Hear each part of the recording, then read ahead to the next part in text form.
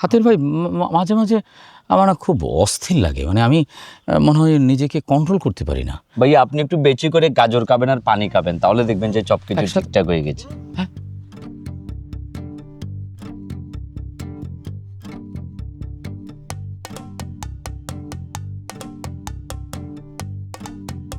খবর তো ভালো।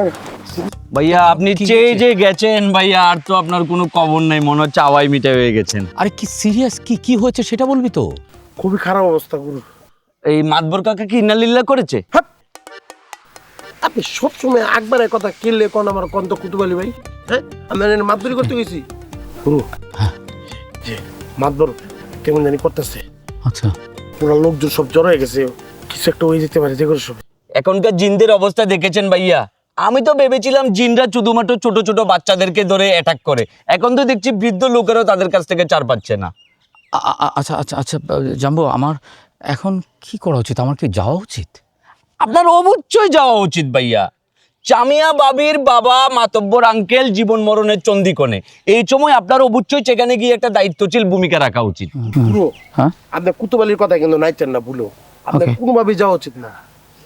সবাই গ্রামের সবাই কানাঘষা করতেছে মেম্বারের মেয়ে, আপনি যদি এখন যান বুঝতেছেন কি হয়ে যেতে পারে, একটা হিতের বিপরীত হয়ে যেতে পারে। আপনার আপনার যাওয়া উচিত না। আচ্ছা আচ্ছা দাঁড়া, তাহলে তুই একটা কাজ কর, হ্যাঁ তুই এই এই এই এই তাবিজটা, হ্যাঁ তুই তুই সামিয়ার হাতে দিবি, হ্যাঁ এটা যেন ওই মাতাব্বর কাকার গলায় পরিয়ে দে, হ্যাঁ আর সামিয়া কিছু জিজ্ঞেস করলে বলবি আমি দিয়েছি। জিজ্ঞেস করে করতে গাইছে কি হয়েছে তখন আমি এটা তিব্বত ফকিরের তাবিজ, ও বুদ্ধিমান মেয়ে বুঝে যাবে। ভাইয়া এই তিব্বত ফকিরের নাম তো কখনো শুনিনি ওমর ভাইয়া। যে গুরু লালু ফকিরের কথা শুনছিলাম আমি, কিন্তু তিব্বত এর নাম তো আমি শুনি নাই গে। আচ্ছা আমি বুঝতে পেরেছি, এই তিব্বত ফকির হচ্ছে লালু ফকিরের বাপ, হ্যাঁ ও দীর্ঘদিন উনি ওই সুদূর তিব্বতে ধ্যান করে এই ফকিরি লাভ করেছেন। ভাইয়া এই তিব্বতটা সুইজারল্যান্ড থেকে ঠিক কতটুকু দূরে? হাতের ভাই আপনি আসলেই বেশি কথা বলেন, হ্যাঁ চুপ থাকেন নি কি রে, তুই দাঁড়িয়ে আছিস কেন? যা। ও হ্যাঁ যাই, হ্যাঁ আমি কিন্তু এখানে অপেক্ষা করছি। আমি আইতেছি। কেমন একটা পেরেশানির মধ্যে পড়। হ্যাঁ আপনি যে জাম্বু ভাইকে এত বড় একটা দায়িত্ব দিয়ে পাঠিয়েছেন, এটা কি ঠিক হয়েছে? জাম্বু ভাই তো যে কোনো মুহূর্তে একটা গুবলেট পাকিয়ে ফেলতে পারে ভাইয়া। আপনি একটা কাজ করেন ভাইয়া, জাম্বু ভাইকে ডাকেন, ডেকে আমাকে দায়িত্বটা দেন ভাইয়া, আমি নিজে গিয়ে চামিয়া বাবির হাতে তাবিজটা পরিয়ে দিব ভাইয়া। ওটা খালি পক পক করে। ঠিক আছে, সরি আমি একটু উত্তেজিত হয়ে গিয়েছিলাম। জি ভাইয়া। ক্ষমা। না জাম্বু ভাইয়া পারবে ভাইয়া মনে হয়।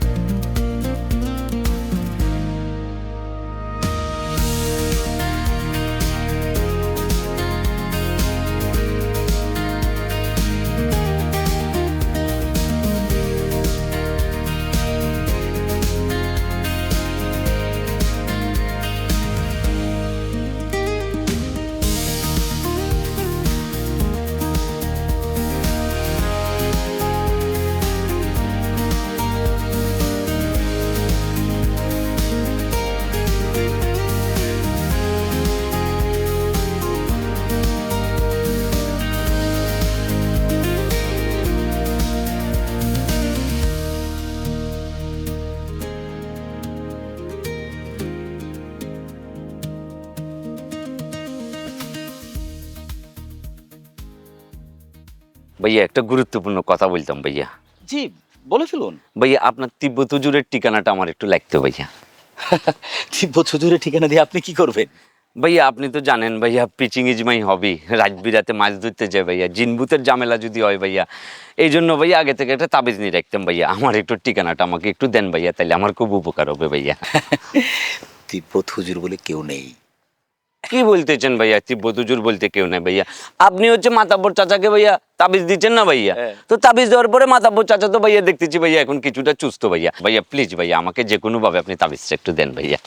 আপনাকে তো আমি বলেছি তিব্বত হুজুর বলে কেউ নেই। সত্যি? হ্যাঁ, এই তাবিজ আমি বাজার থেকে কিনে এনেছি। কি বলেন ভাইয়া? কাজটা কিন্তু ভাইয়া একদম ঠিক হয় নাই ভাইয়া। ঠিক হয় নাই মানে? মানে তাবিজের কাজ কি ছিল? তাবিজের কাজ ছিল জিন ভাগানো। জিন তো ভেগেছে না? জি ভাইয়া, বাইকছি ভাইয়া। হ্যাঁ, তো তাবিজ কে দিয়েছে সেটা তো ইম্পর্টেন্ট বিষয় না। জি ভাইয়া। ইম্পর্টেন্ট বিষয় হচ্ছে জিন ভেগেছে কিনা, কাজ হয়েছে কিনা। তো কাজ তো হয়েছে। সবই ঠিক আছে ভাইয়া, কিন্তু ভাইয়া জিনভূতকে নিয়ে পাইজলামি করা এটা ভাইয়া একদম উচিত হয় না ভাইয়া। হাতের ভাই, এটা নিয়ে আপনি একদমই ভাববেন না, ঠিক আছে? এটা আমার উপরে ছেড়ে দেন। আপনি এখন ক্লাবঘরের দিকে যান, আমি একটু বাড়ি হয়ে তারপরে আসছি, ঠিক আছে? ভাইয়া আমি আপনাকে আগায় দিয়েছি না ভাইয়া, সমস্যা নাই তো ভাইয়া। না না, কোনো দরকার নেই।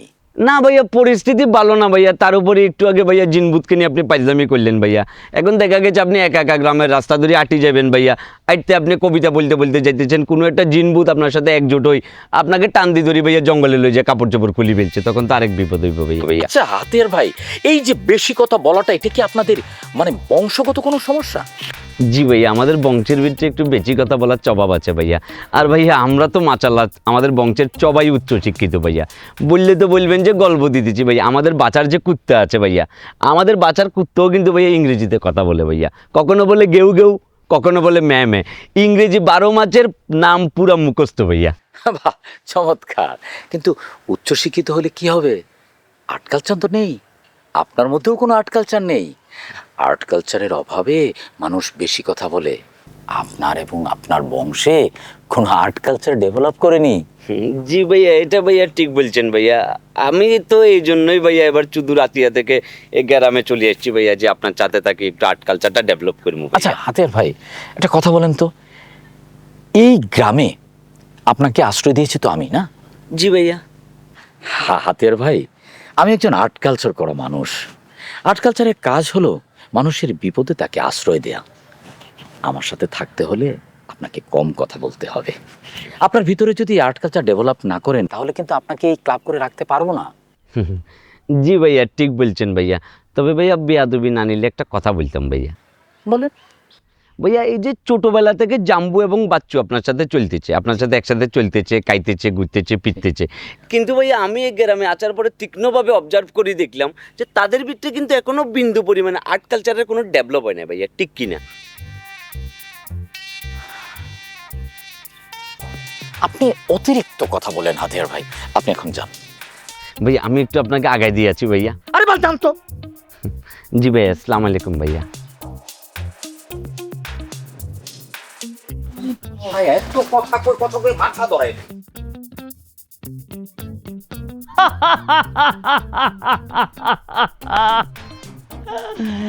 এই নবাব, খবর কি?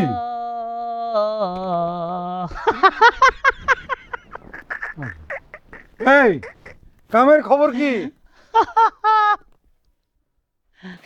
কি হয়েছে, পাগল হয়ে গেল নাকি? আই নবাব, কি হয়েছে তোমার? সকাল সকাল আবার নেশা পানি খেয়ে আইছো? এই তোরে যে কামটা দিলাম, কামটার খবর কি? নাকি আবার কোনো কাম করলি? এই তুমি ওরা কিসের কাম দিছো? হ্যাঁ? আবার কোনো আকাম কুকাম করতেছো তুমি? মিষ্টি বেগম, সব কথার মধ্যে বাঁ হাত দিবা না তো। এই মেম্বার, খবরদার! সুন্দরী মহিলার সাথে ভালোভাবে কথা বললাম। আর তুই কিন্তু কামটা ভালো করো নাই, মারিস দিনের সাথে ফাজলামি করছো। তোর মেম্বারই শেষ, তুইও শেষ।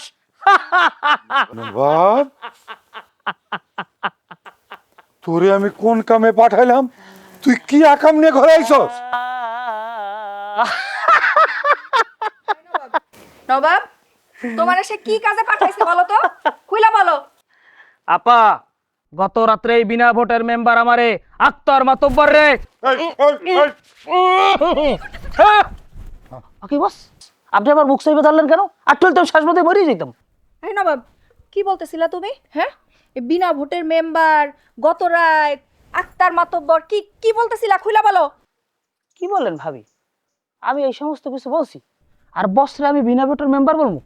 সি সি, এইটা হইতে পারে? না।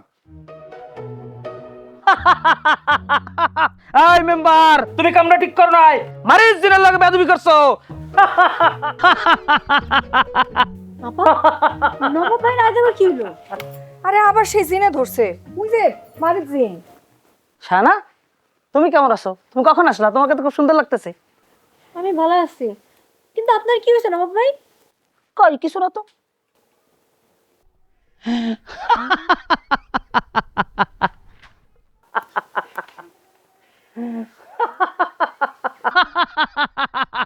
এই মেম্বার, তুই যদি আমার হাত থেকে বাঁচতে চাও তাইলে শাহানার লাগে আমার বিয়ে দিয়ে দে। আমি শাহানারে ভালোবাসি। নবাব ভাই এমনি কথা কয় কেন? আমার তো ডর লাগতেছে। আয় মিষ্টি বেগম, আমার ভীষণ মারতেছে মিষ্টি বেগম, আমি মনে হয় স্ট্রোক করবো। কেন বস, আপনার কি হয়েছে? শরীর খারাপ লাগতেছে নাকি? আরে শাহানা, তুমি কখন আসছো? তোমাকে তো খুব সুন্দর লাগছে।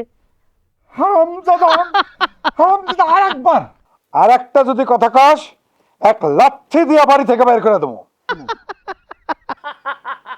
এই মেম্বার, তুই আমার সাথে বেয়াদবি করতেছো, মারিস দিনের লাগে বেয়াদবি করতেছো, তোর ঘাড় মটকাই দিও মেম্বার। যদি বাঁচতে চাও শাহানার লাগে আমার বিয়ে দিয়ে দে। হোমর, তুমি আসছো? হ্যাঁ ভাবি, আমি তো শুনেই আসলাম। দেখো তো নবাব কি সব উল্টাপাল্টা বলতেছে। নবাব, তো তুমি কি উল্টাপাল্টা বলছো? বারবার তোমার ভাইজানরা খালি ছেড়ে দিতেছে, একটার পর একটা বলে তার নাকি খবর আছে। আর কিছুক্ষণ পর পর কয় আমার নাকি সে ভালোবাসে, আমার ছাড়া সে বাঁচবো না। কবি ভাই, আমি এরকম কথা কিছুই বলিনি, আমার ভিতর থেকে সব মারিস দিন বলতে আছে। তোমার ভিতর থেকে সব মারিজ্জিন বলছে? তোমার মারিজ্জিন তো ভীষণ রোমান্টিক। প্রথম দেখাতেই শাহানাকে ভালোবাসে, বিয়ে করতে চায়। পোলা পাইনটা খবর দিই, লালু ফকিরের কাছে নিয়ে যা। ভাইজান, পোলাপান খবর দিতে হবে না। আমি তিব্বত ফকিরের কাছ থেকে জিনতাড়ন ওষুধ নিয়ে এসেছি। তিব্বত ফকির? এই ফকিরের নাম তো কোনোদিন শুনি নাই। এই নাম তো তোমার শোনার কথাও না ভাবি।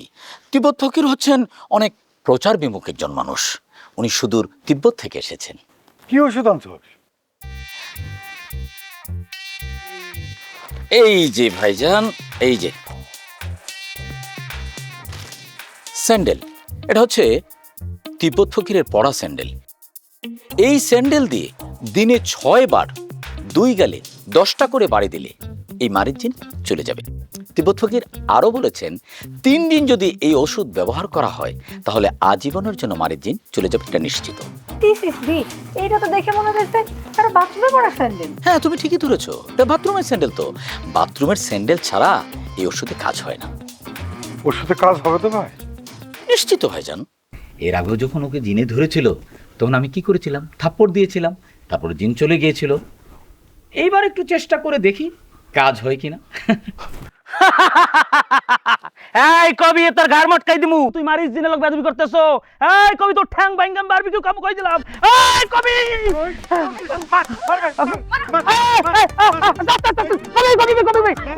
আমার কথা শোনেন। আমার ভিতর দিয়ে দিন বেরিয়ে গেছে, দিন বেরিয়ে গেছে, দিন বেরিয়ে গেছে কবি ভাই। কবি ভাই, সত্যি সত্যি বেরিয়ে গেছে কবি ভাই। হ্যাঁ, সুস্থ আমি সুস্থ। বস, বিষয়টা বোঝার চেষ্টা করেন বস। কবি ভাই, কবি ভাই, বেরিয়ে গেছে দিন। সত্যি আমি সুস্থ, সত্যি সুস্থ, সত্যি সুস্থ হয়ে গেছি। সুস্থ হয়ে গেছি, সত্যি সত্যি সত্যি। আরে বিষয়টা সবাই তো বোঝার চেষ্টা করেন, আমি সুস্থ। দিন সে রমলে গেছে, সুস্থ হয়ে গেছে আমি। ভং ধরবি না তো? ওরে বস, আমার একটু বোঝার চেষ্টা করেন, আমি সুস্থ হয়ে গেছি। আরে ছাড়েন না আমারে সবাই। আমি রেখে দিলাম। ভাই সুস্থ? হ্যাঁ, সুস্থ। আবার ভং ধরবি না তো? না না, আলহামদুলিল্লাহ আমি একদম সুস্থ, এবার একদম স্থায়ীভাবে চলে গেছে। ভাই তুই আমার বুকে আয় ভাই, আয় ভাই, আমার বুকে আয়, আয় রে ভাই। বস বস, বস। আমার মাথা খারাপ হয়ে গেছিল। এই বাড়ির দিনের কি আর কোনো কাজ নাই? তোর উপরেই ভর করে। বস, আমার কি মনে হয় জানেন ভাইয়া, কি যে পরিস্থিতি স্বাভাবিক হইবার আগে আমাদের সবার আগে আগে বাঁচায় চলে যাওয়া উচিত। কারণ যা অবস্থা বুঝতেছি জিনের বিষয়টাকে কিন্তু সহজভাবে দেখা উচিত না ভাইয়া। না, এটা আপনি ঠিক কথা বলছেন কুতুব ভাই। আমগো তো বাসা আছে, আমরা বাসায় চলে যেতে পারবো। আপনার তো থাকুনের কোনো জায়গা নেই, এই ক্লাব করে একলা একলা থাকতে হবে। আপনি কেমনে থাকবেন এটা হলে আমরা চিন্তায় আছি। এটাও অবশ্য ঠিক বলছেন ভাইয়া যে পরিস্থিতি যেদিকে যাইতেছে ক্লাবঘরটাও এখন আর খুব একটা চেপ পেলেস না। রাতের বেলা ঘুমাইতে গেলে মনে হয় যে ছবির তুন বাইরে রবীন্দ্রনাথের কাবি নজরুল আছে আমার সাথে গল্প করতেছে ভাইয়া। ভাই যদি অনেক ভয় ফেলান নে তাহলে আপনি আমরা বটতলা করেন বুঝছেন, আমি তো আসছি আর পড়াশোনা খেলতে আসছে আমার ভাড়া হিসেবে। আপনি গেলে আপনার মনে করেন যে আপনার এসব আপনার খুললো সাতজন হয়ে গেলাম আর বই আমরা গল্প করলাম আপনার লাগে বটতলা সবসময় মুক্ত। না না, বটতলা তো শুধু আমার লাই উন্মুক্ত ন বাচ্চু ভাইয়া, বটতলা তো পুরা গ্রামবাসীর লাই উন্মুক্ত। তবে যেখানে আপনি এই যে কি পলাচার কাইরুলের লোকে চংচার পাতাইছে, এখন আমি বাতের বিটার কণা হইতে চাইতেছি না। আমি দোয়া করি আপনি কাইরুলার পলাশকে নিয়ে সুখে সংসার করেন। ধন্যবাদ ভাইয়া। হেলারুথেলা কার লগে কি গল্প মারি আর বুঝিয়েন নাই। আচ্ছা কুতুব ভাই, জি ভাইয়া। মানে আপনার কথাবার্তা শুনে মনে হইতেছে ক্লাব ঘরে মনে আপনি কিছু দেখছেন। আসলে কি কিছু দেখছেন? তবে ভাইয়া যে ধরনের পরিস্থিতি দেখতেছি ভাইয়া, আমার কাছে মনে হইতেছে ভাইয়া জিনগুলা ক্লাব ঘরের আশেপাশে ঘোরাফেরা করতেছে ভাইয়া, কিন্তু দেখা দিতেছে না। কোন কি বুঝলেন কেমনে? আমি এটা ফিল করছি ভাইয়া, আমার কাছে মনে হইতেছে যে কোনো মুহূর্তে দেখা দিতে পারে ভাইয়া, যে কোনো জায়গা থেকে জিন চলে আসতে পারে। বুঝলেন কেন ভাই? আরে ভাইয়া, আপনারা তো আমার গ্রামাতিয়ার ভিতরে জানো ভাইয়া, আপনাদের গ্রামের ভিতরে দিনে দুপুরে কুত্তা যেমনে দলবান্দি ঘুরে, আমাদের গ্রামের ভিতরে জিন তো ওপেনে ঘুরে ভাইয়া, ওপেনে। ছোট ভাই তাহলে আমি আপনার ওই হাতে রেখে যাবো, আমার দিন লাগবো পলাশার কাকা রেডি না তোমরা? এই বন্ধু, তুই পলাশ আর খাইরুল বটতলায় যা তো, আমার একটু জিনের গল্পটা শুনতে দে। কুতুব ভাই তারপর কি হয়েছে কম তো? আরে ভাইয়া সেটা তো একটা বিরাট ইতিহাস ভাইয়া। বিরাট ইতিহাসটা কি এটা একটু সংক্ষেপে কন। আমি যেদিন ভাইয়া মাছ ধরতে গেছিলাম, আপনি তো জানেন ভাইয়া পিচিং ইজ মাই হবি। হ্যাঁ, এটা আমি জানি। আপনি মাছ ধরতে গেছিলেন, বড়শি ফেলাইছেন, কিন্তু বড়শিতে কোনো মাছ উঠে না। অনেকক্ষণ আপনি বয়ে আছিলেন, পরে যখন মাছ উঠে না তখন আপনি উদাস মনে ফিরে চলে আসছেন। বাহ ভাইয়া বাহ, আপনি তো দেখি আগে থেকে সব কিছু জানেন ভাইয়া। তারপর কর না। আমি তো একা একা বই রয়েছিলাম ভাইয়া, তখন কালের পারে আমার বন্ধু জামাইল আসলো। হ্যাঁ আপনার বন্ধু দামে না বান্ধব এক হয়েছে, গন্ধে যাচ্ছে ভালো হইতেছে, নাইকে নাচতেছে, নাইকে দেখতে যাবেন এরপর দেখো।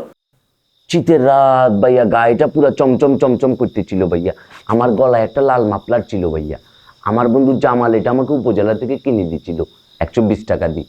পরে অবশ্য মাফলার এটা আমি হারাই ফেলছি ভাইয়া। ধর মিয়া, আপনি কোনো গল্প শর্টকাটে কইতে পারেন না? পুরা বাপ দাদা 14 গোষ্ঠী সব লয়ে পড়েন।